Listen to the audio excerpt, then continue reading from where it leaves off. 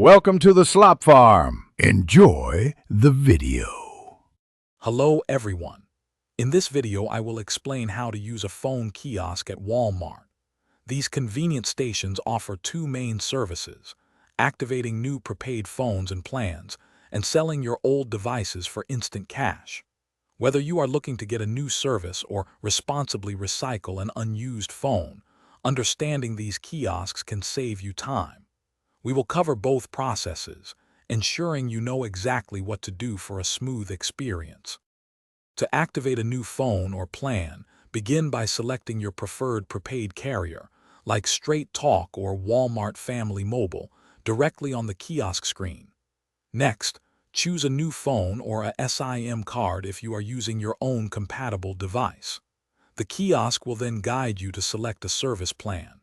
Finally, input your personal details to complete the activation, which usually takes only a few minutes.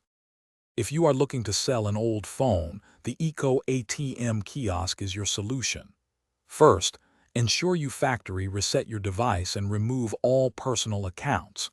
At the kiosk, you will need to insert your valid identification and take a quick photo for verification.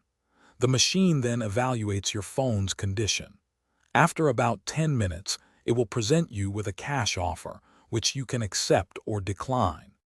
When purchasing a new phone or plan, Walmart kiosks accept various payment methods, including major credit and debit cards and Walmart gift cards. You can also use cash or Walmart Pay at the checkout.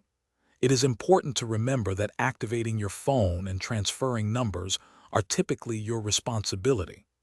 Always take a moment to review the terms and conditions for any new plan or device to ensure a smooth experience. Thanks for watching. Consider subscribing if we helped you today.